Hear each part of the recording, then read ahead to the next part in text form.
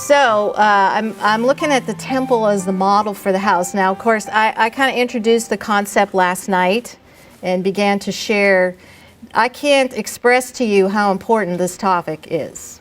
Okay, it's probably, of course, I'm biased, but the most foundational, important topic because it's in every chapter, passage, verse, narrative. Everywhere you go is speaking to the concept of the temple. It's just we don't have the eyes to see because we don't know anything about it.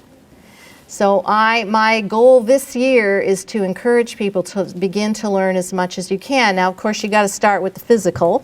You got to kind of learn the layout and maybe what some of the things are called and a little bit of the structure of the priesthood, et cetera, in order to understand it. Once you begin to understand those things, you're going to start seeing it absolutely everywhere. I have a whole teaching which I'm not going to go into today, but just to show you. For instance, in the story of Noah, okay, we know he builds an ark, right? And we all think, we see that big ark floating on the water and the family's in there, and how many Bible stories to kids have we told? But really the ark, after the garden, was one of the first places where it was an expression of the temple, because that's the place that God preserves and protects his people, is inside his house. So the ark was a picture of the house of God. And there are so many elements in that story that relate to the house, but if you don't know the house, you don't see it. So for example, the Hebrew word for ark, and I mentioned it last night, is tevah. And if you play around with the language, tevah backwards, if you reverse the letters, it's habet, the house. And tucked away in that story, it's mentioned 24 times. Now you would go, okay, so it mentions the ark 24 times, big deal. But the entire structure of the priesthood, that is the Levites, the priests, and the men of Israel, was structured around 24. Do you think that's a coincidence? So there were 24,000 Levitical priests, and they divided them up into what we call courses or divisions to serve in the temple, really from the first temple period. And so the fact that there were 24 expressions of the house in that passage, to me, was profound. Now, I wouldn't have known that had I not had not understood some things about the temple. And then the ark, the way that it's designed, it's a big box, rectangle, right? It's the same shape, basically, as the temple. That's the shape that it was. It had 3 stories in it. And the temple is divided into 3, basically you have your outer courts, and then each temple is a little different, but there's 3 areas. And the inside area, the Azarah, the most intimate area, is where the priests slept. And that's where Noah and his family slept, on the top level. The bottom level was for the refuse, the outer court. So it was structured the same way. And so Noah served as a priest in his home, in the house of God. So this pattern, in the same way that Adam served as a priest in the garden, to serve. And there was a design and a function for it. There was on top, it says, it usually gets translated a window, but the Hebrew word there is a zohar. It was an illumination. And because in the temple, the purpose was, the way the windows were designed was not to let light in, but to let the light out. And the same was true for the ark. It was to let the light of God out, okay, not in. So there were all kinds of patterns. It also talks about there were many compartments. Did not Yeshua say, in my Father's house are many rooms? Same word, compartments, okay? So there are a lot of patterns there in the ark that relate to the temple. And then when you get to the tents of the patriarchs, the ohel, which means to shine, to let the light out. So the tents of the patriarchs were also a picture of the temple. And when the children of Israel got to Goshen, it was also a picture of the temple where they were. They were in the place of the presence of God. Yes, they were in exile, but they were in a special place. Protected, were they not, from the storm and the ravages outside when the plagues would come. And there's all kinds of cool things, really, even in the name of Goshen. I probably shouldn't go there now. But anyways, so you understand that there's always been a place for the presence of God on earth, a place where his people can dwell in safety and security and be preserved from the storm outside. So, I mean, today we don't have a physical temple standing, but that same principle applies to us in exile. And his community is his place of preservation. And look at the shape his community's in. Pretty scary, huh? Okay, it's very fractured. But yet that's the place that he dwells in their midst, and it's where he protects and preserves his people from the storm that's out there. And I'm guessing as these days move ahead that it's going to drive the community together. Because if we don't come together, we won't make it. You know, the Lone Ranger approach doesn't work in the kingdom. It may work in America. You know, if you got enough money, you can be a great Lone Ranger. But really that concept is not going to work if we're going to endure the days ahead. So the temple is ground zero for your studies. I don't know what else to tell you. You cannot understand the book of Revelation without understanding the temple. So we got prophecy teachers out there. How many of them relate Revelation to the temple? I don't hear anybody doing that. In fact, that's my project for the year. I'm going to try to put the whole book together in a succinct way to explain how it's the key to understanding all of it. You cannot understand prophecy if you don't understand the temple. That's just, and there are so many references and idioms, and we're going to talk about some of those today. So I'm going to try to introduce you to some of the concepts so that you will start looking at the scriptures with new eyes. Because I believe if you understand that in the physical, it's going to help you in your home. Because your home is modeled after the same thing. We talked about that last night. I think I drove that point home pretty well. Okay. So from Bereshit Rabbah. From the very beginning of the world's creation, the Holy One, blessed be He, foresaw the temple built, destroyed, and rebuilt. So in our first verses, when, it was tohu, babohu, void, and all that stuff, this is how the rabbis interpreted that particular verse. So they saw from the very beginning the temple built, the temple destroyed, and the temple rebuilt. Now, just as you were going through this, picture the body of Messiah being the same. It's an overlapping concept. We have a physical and we have a spiritual. They're not separate, they're not divided, they're one. We have a very difficult time understanding, and I'll be the first to admit, I wasn't born in the Middle East. I don't think like that. But overlapping concepts are difficult for us. But it's something you need to see. Two things can be true at the same time. It's okay. We're just not used to that. In the beginning, now going back to Bereshit, God created, and this is part of this quote from the Rabbah, symbolizes the temple built. Now the earth was void alludes to the temple destroyed. And God said, let there be light, signifies the temple rebuilt and firmly established in the Messianic era. Is that cool? So out of those very first three verses, they saw a temple destroyed and rebuilt. Now we know when they're in the land of Israel, the temple built, and of course Nebuchadnezzar and the Babylonians came, destroyed the temple, hauled them off into exile.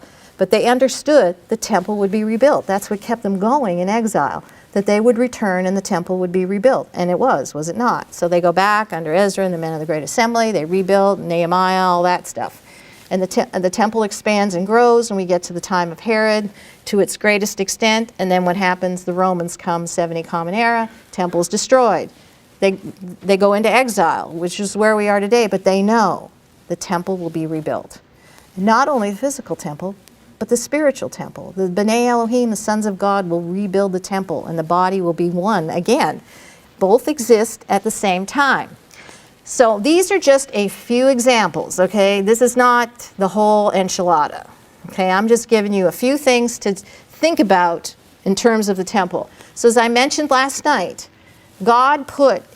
He is so gracious to put Himself in our world. We don't even recognize that this is how He did it. So He took Himself and He put it in our world, and it manifested itself in a temple, in a place for His presence, the garden, Noah's Ark, the tents of the patriarchs, in Goshen, in exile. His imprint was always there. And in the beginning, all of who He was functioned in the temple. And let me just, I mentioned to the previous group, I have to leave really early tomorrow morning, so I won't be here. And so if you want stuff, you're going to have to get it today. And so I have down there all the work that I've done in the temple recently. There's 3 different DVDs that cover different, the first one covers just the foundations of the temple. It's called The Foundation of the House. The second one's called The House That God Built. And the third one is called The Temple is a Body. And this is stuff I've been mulling around in my mind for years and years and had not ever put together until finally we did a temple conference in Albuquerque back in October, and finally it all kind of came together. But I show you, for instance, in the temple as a body, how it literally is a body. And all the systems and ceremonies are like systems in the body, in the human body, the circulatory system and the endocrine system and the cardiovascular system. All those systems relate to systems that were in the temple. Everything is interconnected. And so it's a body, oh yeah, we're the body, you know, blah, blah, blah. No, we are the body. And you know, when sin is in the body, sickness comes. Literally, physically, spiritually, in all these dimensions. So when sin would enter into the camp of Israel, it would destroy the camp, would it not? You got to get the infection out. So God in his mercy and grace would remove the infection out of the body so the body could heal itself. And all we do is go, what a mean God, you know? But there is a design and purpose in that. So it is the visible image of God in this world. And I hope you can try to get your hands around that. Yes, it's a physical house. And it's a physical house, and I talked a lot about it last night, that's built by sons, okay? It's also a spiritual house that is built up by the sons of God, and that's what we have, the structure in place for the kingdom of heaven. The kingdom of heaven cannot be understood without the temple, okay? And we do a lot of talking about the kingdom of heaven, but we don't really understand it. It functions in the context of the temple. Everything that goes on in the temple relates to the kingdom of heaven on earth. And the kingdom of heaven on earth is the structure for the entire Bible from Genesis to Revelation, okay? All the idioms, all the attributes of God, how they're manifested, all in the context, again, of the temple. And again, it's a body, a physical body, male and female, but it's a spiritual body, male and female, okay? And of course, when it's a whole body, you don't separate out the male and the female, right? It's all one. That's what Paul's talking about. It's also, it's the view of a marriage when the two became one. So the house represents the fullness of a marriage, because Hava was separated out, but then they had to join together to make a house. I think that that's the reason that the Father removed her out of his side or out of his image, was to bring them together to produce sons. I'm not really sure, I don't know how it all looked back then, you know, I don't know the actual body descriptions, etc. But I have this sense that that's the reason, was to put them back together as one to produce sons so that the house could be eternal. You see, so the continuing seed of the house would be the sons and it would go on. Now, one of the idioms, and we're going to talk about probably today, the temple is also called the nest, where the bird returns to, where the exiles return to. Okay, it's one of the idioms. And there are many idioms for the house. So the pattern I mentioned last night, the tavnit, is something, it's in Exodus 25:8, but the rabbis understood that, like we talked about in the first verse, that there was a temple, it was destroyed, it was rebuilt. So in their minds, their ongoing commandment was to rebuild the temple in every generation. And nothing has changed. And certainly our spiritual temple as a community needs a lot of rebuilding, wouldn't you say? And so this is the pattern. It was the blueprint, and it was ultimately given to Moshe. Okay? I believe Adam had the blueprint in the beginning, but Moshe received it in the building of the tabernacle, the design and structure.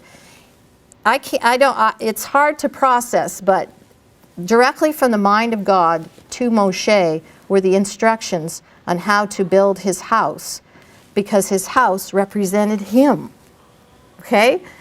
How profound. So everything about, you know, if you do a study on the tabernacle, you start uncovering all these things. They reveal things about God and about his son, because they're in the same family.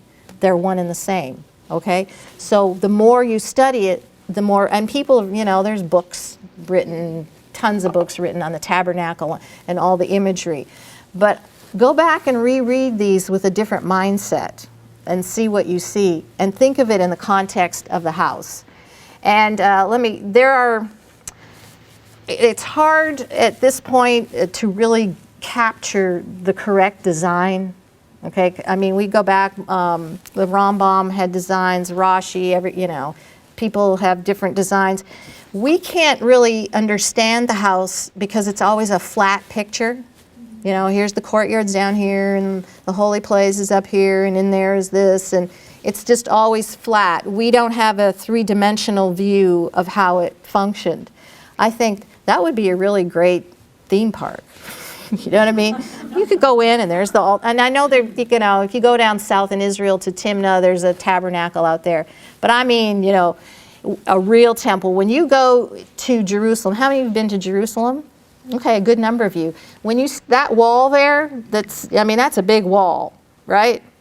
Try picturing standing there, going up another 10 stories. And the temple was that big. I mean, this thing was gigantic. So we sort of picture this little temple on a page, and yet it was the structure for the entire institution of Israel. It was huge, and it was big, and it was the center of all life, and it's the one area that people, and Christians and Hebrew roots people, know virtually nothing about. So I don't want you to go home here. You need to change that. Turn that dial. Okay, let me just... I mentioned last night that a man's house is called his wife, and that's a man's wife is called his house. Excuse me, and that is where the Shekinah, the essence of the house, is the Shekinah. So when you read in some of the literature, they're always talking about the return of the Shekinah to the house. Now the Shekinah can't return if there's an abomination in the house. Okay, this is one of the things, I've really been wrestling with this because there's a lot of teaching on the abomination that causes desolation. Everybody familiar with in the book of Daniel, and going in the whole beast thing, and in Revelation, and waiting for this guy to come along who's got this number on his head that we all know is 666. And I really think we've got this thing pretty well mixed up. Because if you go back to the very beginning, what was the first temple? The garden. What was in the garden? And what does the tree of the knowledge of good and evil represent? It represents the kingdom of the enemy. It was planted there in the garden.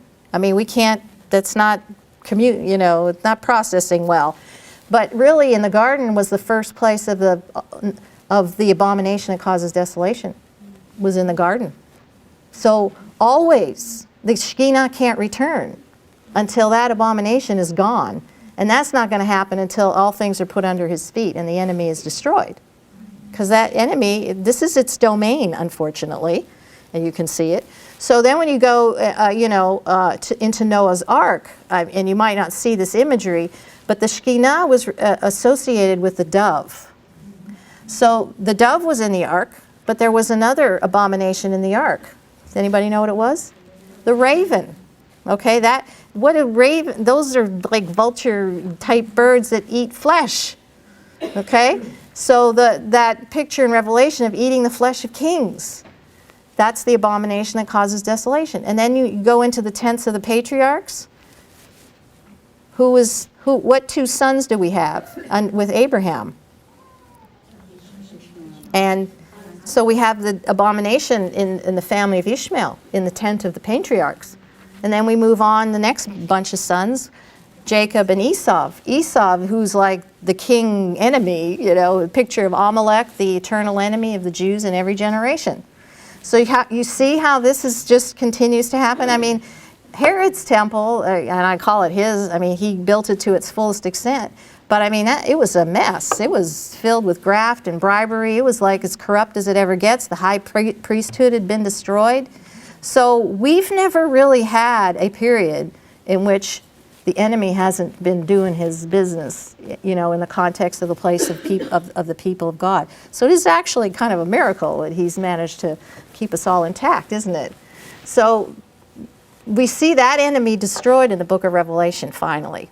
Okay, so just want you to kind of keep it in context. This is it's an important concept again. Now, the Garden of Eden was actually called the bird's nest. Okay, so we find through Scripture, and I'll show you some of the writings to show you how this has come about. But the temple itself has really been an idiom. The idiom is the bird's nest. Okay, and you think of all what a bird's nest is, and the dove was one of the most loyal of all the birds. And so the picture of Israel returning to the bird's nest to protect and care and take care of its young. Okay, and those that are his. So this is from a midrash. This says, the bird is the community of Israel that will find its nest when the temple is rebuilt. In fact, the bird which represents our people is the dove, and this bird is especially known for its loyalty to its nest. Thus, when we begin to leave the lands of our exile and return to our nest in Zion. You see this? This is going to really come alive in just a minute. Bear with me. This is from Rabbi Hirsch. Each soul builds its own nest in the house of the Lord and is assigned to each individual his own special task of purification, devotion, and upward striving in accordance with the particular nature of his personality. The song of the bird expresses the yearning of each soul for its nest, its place, and its purpose in the house of God. Does that not sound like us? I mean, the desire of every human being is to find its purpose and place in this universe.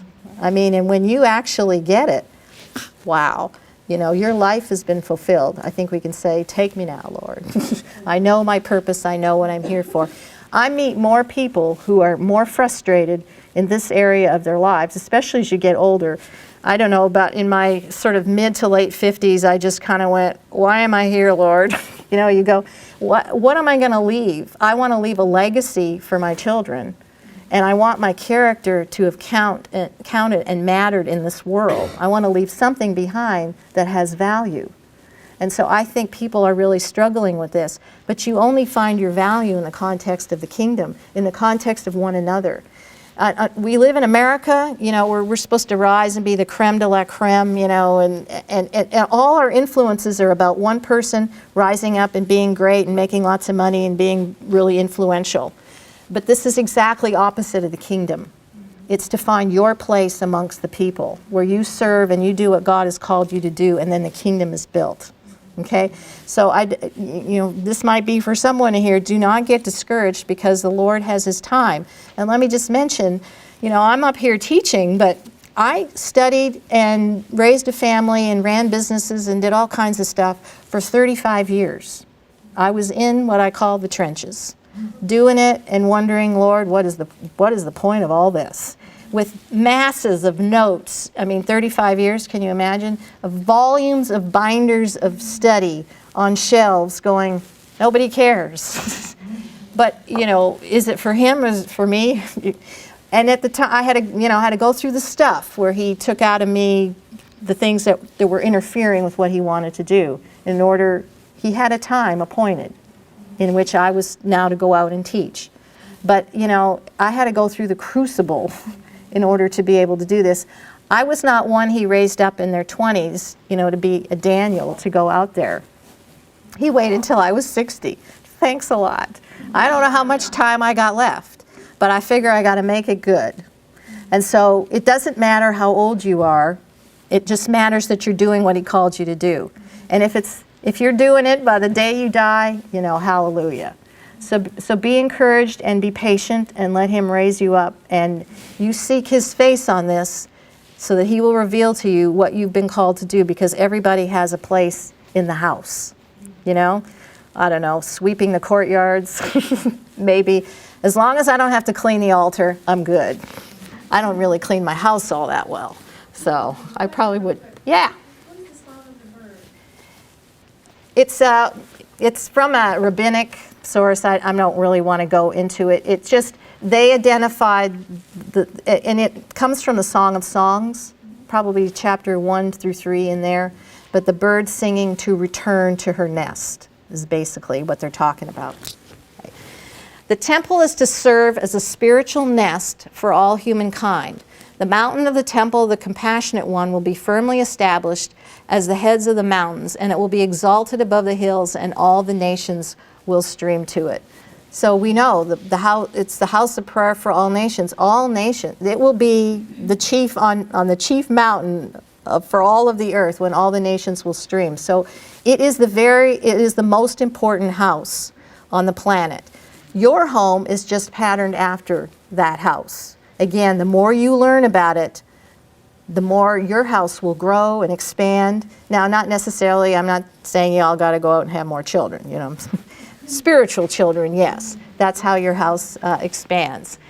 Now, this is from John 1, 32 through 34. I saw the Spirit coming down from heaven like a dove and remaining on him. The one whom you see, the Spirit descending and remaining, is the one who is immersed in the Ruach HaKodesh. So this is a picture of the Shekinah returning to the house. Okay? There's no abomination there. So Yeshua is the pattern. After God is imprinted in this world, Yeshua, the Son, is the same pattern, the same imprint in our world. The wholeness, the fullness of his body and his spirit, the feminine essence of him. You see what I'm saying? Kind of a marriage that took place within him. And once that happened, then the Spirit was poured out on the rest of us because the body or the house was made whole and it was unified and the Shekinah returned. He is the perfect picture of the Shekinah returning to the house. Do you understand what I'm saying? And so as he's in our midst, we want the Shekinah to return and, you know, the enemy to be gone, far away. Okay. Let me see what kind of time I got here. Okay, we're good. I want to kind of set this up so that you understand. This is probably, I'm sure none of you have ever heard what I'm going to share here, but I hope this proves to you the significance of the house and how it's everywhere in the scripture and how easy it is to miss. Okay, so this Hebrew word kan, how many of you know a little bit of Hebrew or a lot of Hebrew, or how many of you know no Hebrew and those letters mean absolutely nothing to you? Okay, bear with me. So it's a kuf and a nun. And basically it means to acquire. It also means to be jealous, and it means to be zealous. Okay, so kind of similar words. But in its root understanding, it means parent birds gathering materials to build a nest. You understand that in Hebrew everything is functional and concrete, and then words become more abstract. But if we go back to the very beginning, this is the actual meaning of it. So it came to mean this word from Kan. It means a bird's nest. And it talks about the parent bird, you know, protecting the nest, and of course bringing food for the babies, but preserving the eggs from the predator. Okay, the safety of the house, keeping the house safe from the enemy. I mean, are you not trying to do that in your own home? And those of you who have young children, what a battle, trying to keep your kids safe. You got to send them out there, but you're trying to keep them safe in the context of your house. And you can't not be out there. So you got to do all you can to protect and preserve them. It also means to acquire someone through a purchase, which is kind of interesting, huh? Wouldn't you say? Okay, John 2:1. On the third day there was a wedding in Cana, which is in the Galilee, and Yeshua's mother was there, and Yeshua and his disciples were also among those invited or called to the wedding. So let me draw your attention first. If you were to read chapter 1 of John, and I don't even have my Bible with me, but you start in the beginning, right? Again, in the beginning was the Word, and the Word was with God, and you know, He was with God, and you know the whole drill there. And then as you count through, you'll find it'll say the next day, and then the next day, and then the next day, until you get to the very first verse of chapter 2. Now some will say in 2 more days. I think the Complete Jewish Bible reads that. This reads on the third day. So if you're back counting through John 1, you will find that you just went through 4 days. So on the third day after that is going to be the 7th day. So what is the 7th day a picture of? The Shabbat, okay? So on the 7th day is Shabbat, and we have a wedding. Gee, do you suppose there's a pattern here? And where was the wedding? Okay. So we'll talk about that in just a second. So I want to get the background here. And this pattern of the 7 days, and I mean, Holisa's got 7 days covered. You know what I'm saying? So if you need to understand that, I'll direct you to her. But the whole theme, the whole pattern of everything is the seventh day, because everything comes to completion. So as you go through Genesis chapter 1, it's on the seventh day, starts chapter 2. All the heavens and earth were completed and all their hosts. And the word there for completed is kala, which is the same word for a bride. So we have the Sabbath is equated to the bride. So we have this bride and groom thing, wedding thing happen on the Shabbat. So our Shabbats now are a rehearsal for the seventh day wedding. Okay? So now we have a wedding at Cana. That word there is the same word as for a bird's nest. Go around. The bird's nest. So the wedding at Cana is an image of the wedding in the temple. Have you ever wondered why no one's meant, who's there? We don't know who the groom is. We don't know who the bride is. We don't know anything. We just know that Yeshua showed up with his disciples, his Talmudim. It doesn't tell, I mean, we know it's in Cana, but it's sort of a very, there's a lot of information that's not there. I think it's not there for a reason, because I think the picture here is of the seventh day and of a wedding taking place on the seventh day in the house of God. Because the temple was also called the wedding chamber.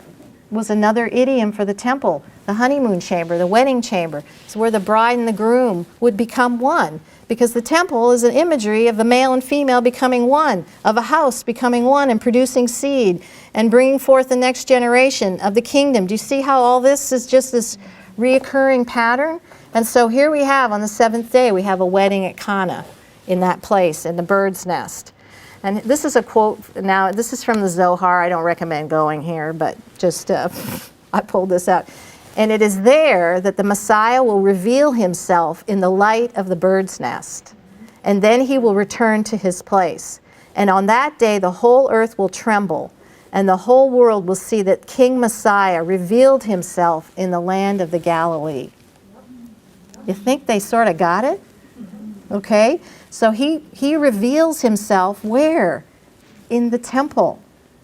Do you remember also what happened in chapter 2 in the temple? I mean, in chapter 2 in John, after the wedding at Cana, where does Yeshua go? Anybody remember? He goes to the temple because they're getting ready for Passover. And it's not going well. There's stuff going on, and he's going to clean out that house, like Beidakat Hametz, for Passover. And what does he say? Zeal, Cana, for my Father's house consumes me. It's no accident that that passage is right after the wedding. Okay? Do you see? Zeal, Cain, Cana, is the same as Cana, is the same as the bird's nest. But it also means to possess, to be zealous of, to be jealous of. Do you see that? It's, I think, pretty profound. Now, he was in the Galilee, right? And there's, in Isaiah 9 talks about, you know, a lot of the rabbis believed that the redemption would begin, if you can grab a hold of this, in the Galilee. Gee, how right they were. It makes you wonder why they never saw, you know, how the Messiah. But the Galilee, Galil, the imagery was of a cycle or a circuit. So the circuit was heaven to earth to heaven. This was kind of the imagery. It also means to roll or a wagon, but it was related, the Galilee was related to the bird's nest, to the temple. Now, I have a theory, and I could be completely wrong. This is one of those, who knows? It's possible that the person getting married was Yeshua's sister. I mean, we don't know. I'm just talking, we're not talking about the temple now, but just in physical terms. And if the father was dead, if Joseph was dead, Yeshua, in that case, Yeshua would have been responsible to take care of the wine as the head male of the home, if in fact it was hers. But that whole story to me about the wine and the water is very interesting. So I'm gonna show you something related to that, because I've always puzzled over that. And so when did this particular event happen? When did he say that? I just mentioned we were leading up to the festival of Passover, okay? So the two times of the redemption, for those of you who are in my previous class, you already know the answer to this. We have a redemption at Passover in the past, when the children of Israel came up out of the sea.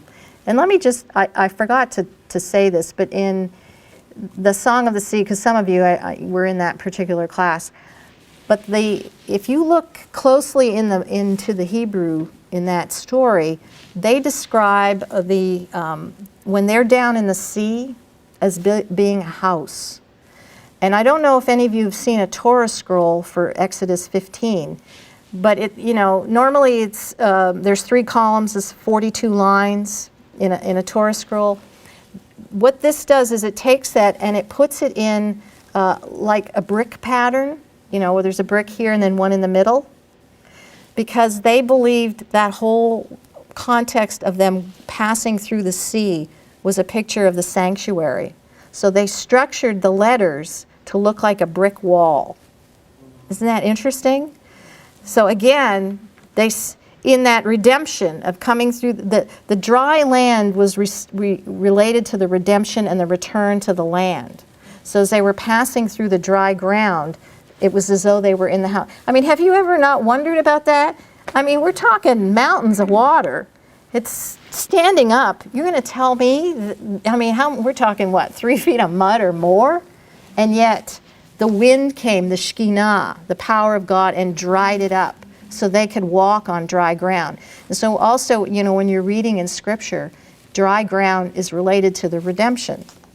So that was the redemption of the past at Passover, and Yeshua was referring to that in its sort of context at that point.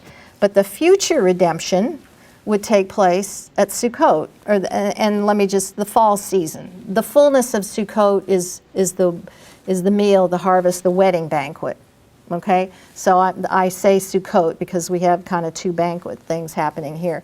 And I mentioned in the other class, so Egypt connects to the first redemption, and the Assyrians connect to the second redemption. And without going into a lot of detail here, if you read in Ezekiel 37, 38, 39, that's dealing, the Gog and Magog thing, but that's historically dealing with the Assyrians.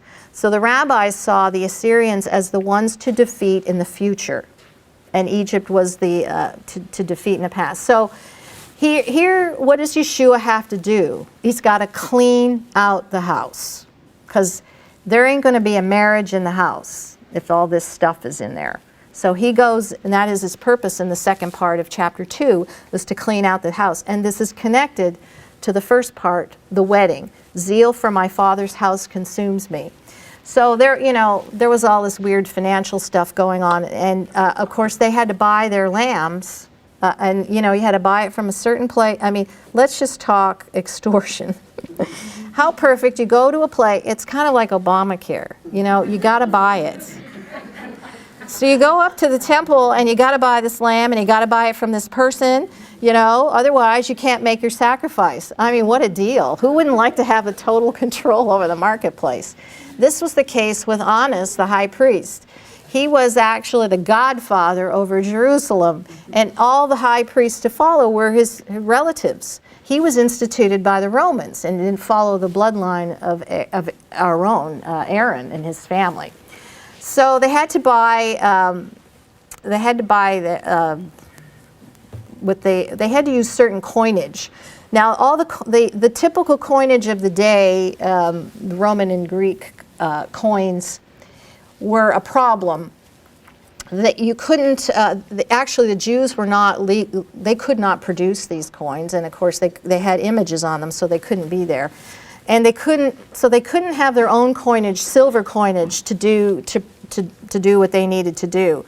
And it would have been difficult in that time if you didn't have the Roman and Greek coins to go out in the marketplace and purchase what you needed to do. But they used something called Tyrian coins because it had the proper amount of silver in it. And these were the coins that were actually used in the temple to exchange for an animal. And I don't want to get into too much detail about this, but the school of Hillel, which was probably the school that Yeshua was from, was having a problem with using these coins because they thought that they had misgivings because they felt like that there was profiteering going on, and certainly there was. That's sort of one. Isn't that all? It always gets in the way of everything, really. But he said, what did he say? Destroy this temple, and in 3 days I will rebuild it. And then we go back, and on the third day we have the restoration of the temple, the house, the male and female, the marriage. Okay, so it was kind of a prophecy. Of course, I'm not sure that anybody really said it, but so there he was cleaning out the house. I mentioned earlier, it's like getting out the leaven, the Bedechat Chametz, cleaning out the house in order for them to be ready for Passover. But it's the same pattern for the future redemption, talking about getting the bride ready, with being without spot and wrinkle and all that. I'm not going to go into detail. So there's two sort of purification processes that go on. There's sort of the washing of the water, and then there's judgment, right? So the first redemption deals with the water, okay? So they pass through the water, right? And what do we have at this particular wedding? We have 6 jars of water, okay? Because the water was for purification. So to my mind, the 6 jars were associated with Passover, the time of purification to get ready for the slaying of the lamb. So that was a part of purifying the house. But then what happened to that water? It changed into wine. And the wine represents 2 things. It can represent judgment of the second redemption, when God will judge our enemies. And also, the Spirit is sometimes associated with wine, okay? So when he changed the water into wine, what sort of started out as the first redemption turned into the second redemption, if you will, okay? I'm just going to jump ahead here. I believe that's the time in which the Spirit was poured out as well. Now, let me just back up a little bit here, because one of the things that I think is kind of problematic, when I say that we're in the last days, I hear this all the time. What does everybody think? It's kind of like, 2014 are the last days, right? Who knows what's going to happen this year? Last year was not a good year, so I hope for better things this year. But we have a modern mindset, and we have a contemporary mindset, and we never ever have the big picture. So we have, the plan of God is basically 7,000 years. So the 6 days represent the 6,000 years, and the 7th day, which we've been talking about, we associate with the Messianic kingdom, the last 1,000 years, the Shabbat, all that kind of stuff. The way the way it was divided up, when Yeshua was resurrected from the dead, folks, that's when the last days began. The last 2 days are the last days. So we've actually been in what we call the Acharit Hayamim for 2,000 years, not since 2001. The last days are the last 2,000 years. And so all of the things unfolding, when you read in Deuteronomy talking about the Acharit Hayamim, all of those things, and it's in Joel, etc., we're pointing to the Messiah, okay? His resurrection is the key to all of this. That began the countdown of the end of days. And on that time, his Spirit was poured out. So his like in Joel, it's talking about his Spirit has been poured out. And we're already there. And here we all are sitting at home waiting for this magical 7-year period so we can run away and go up in the clouds or, do whatever. I have a great teaching on the rapture called Rapture or Bust. You need more of a historical perspective, and you need to see things with a broader brush and stop getting caught up in waiting for some guy to ride into town and go, put his image in the temple. I mean, there's been a bad guy in every generation. There's just one that's going to come that it's going to be more of, worldwide. Every generation is the same pattern, but it intensifies. but it isn't any different. And I think it's a problem. I think it's caused people, well, you know, in the church, well, hey, you know, if I'm out of here, who cares? Well, tell that to the, you know, the dying widow in Cambodia. You know, you know, we're all here, so serve him while you're here. And yes, we look and we wait for our redemption to draw nigh, and we know the fullness of the redemption will happen. You know, I told you in the passages in Ezekiel, but keep your eyes on him and stop way too much focus on, I'm going to try to put that whole myth to rest if I could get this teaching done.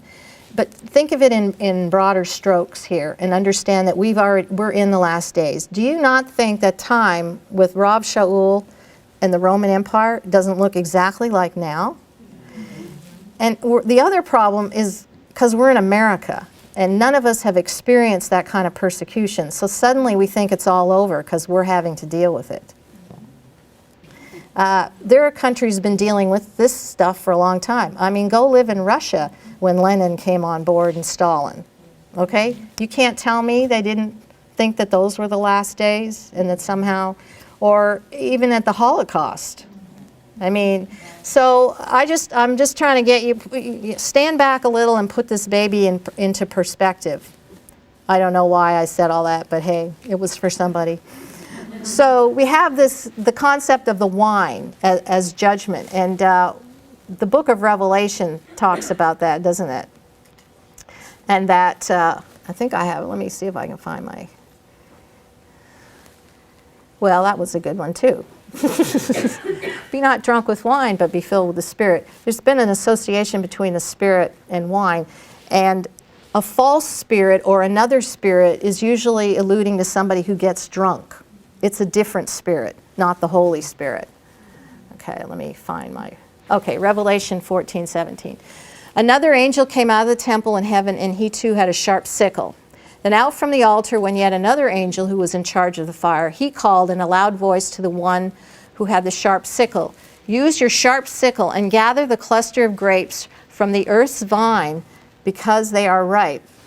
Then the angel swung his sickle down onto the earth, gathered the earth's grapes, and threw them into the great winepress of God's fury. The winepress was trodden outside the city, and the blood flowed from the winepress as high as the horse's bridle for 200 miles. So you see the association with wine, with the Spirit, and also wine with judgment. So I believe when the water turned into wine, he was showing a picture of moving from the Passover to Sukkot, from the time of the purification to the time of the fullness of the wedding, because at that time, that's when God will judge and destroy all his enemies. Okay, in the winepress of God's fury. So, you know, I don't know about you, but I always have the picture of I Love Lucy tromping around in the wine vat. That's like one of the best I Love Lucys ever, but that's sort of the image that I always have. So that's the picture then of, that's really the story of the wedding at Cana. Can you see how that is completely different? Now, let me just say, this is an interpretation. It happens to be my interpretation. You know, I could be wrong, but as in all, we see levels here. They can all, more than one level can exist at the same time. But the wedding in Cana is really pointing us to the temple. That is the place where the marriage would take place on the seventh day in the house of God. And I think one of the reasons that we don't really see the name of anyone in there. So I guess I'm running out of time, so let me, I think I'll just kind of close it out. We've got time for a few questions. I hope you can see how important this is to understand the context of all of the Bible, the house. And as I mentioned earlier, as you understand the house of God better, it'll help you understand your home better. Yes, ma'am. Who planted the tree of good and evil in the garden? Isn't that the number one question? It's not fair. Have that tree planted in our home. Well, we have to watch out for that, don't we? That is your ongoing, and in your walk, and we talked about, those of you who were in the session on the verses of praise, pruning, in order to take away the mental and spiritual, all those hindrances to enter into the presence of God.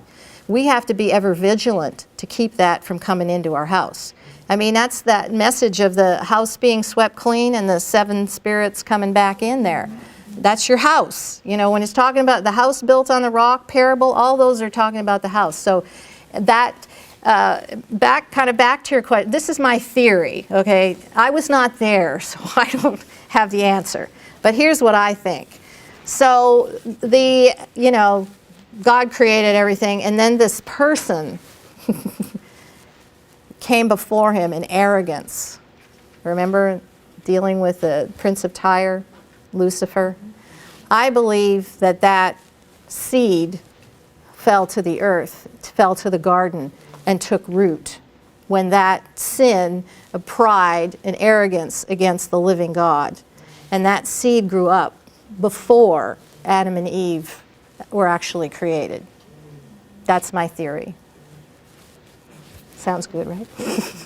But that's the only thing that makes sense to me. So this tree grew up, and we talked about last night. She was given the ability to deal with it, but she didn't.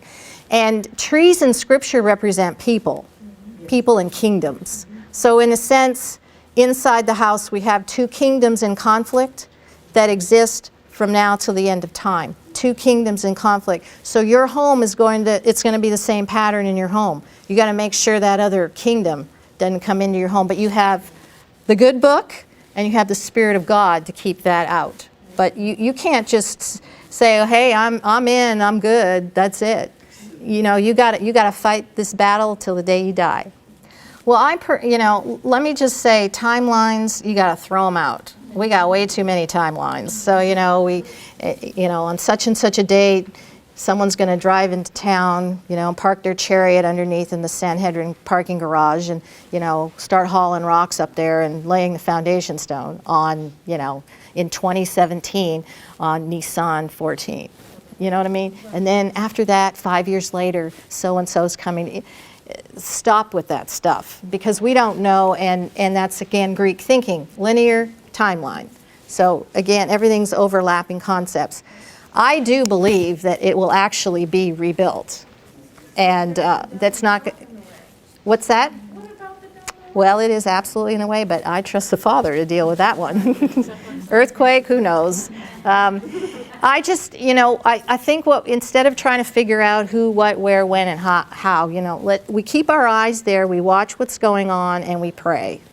And we just, we pray that the temple will be rebuilt. This is a prayer that's said every day. May your temple be built speedily in our days. That's your prayer.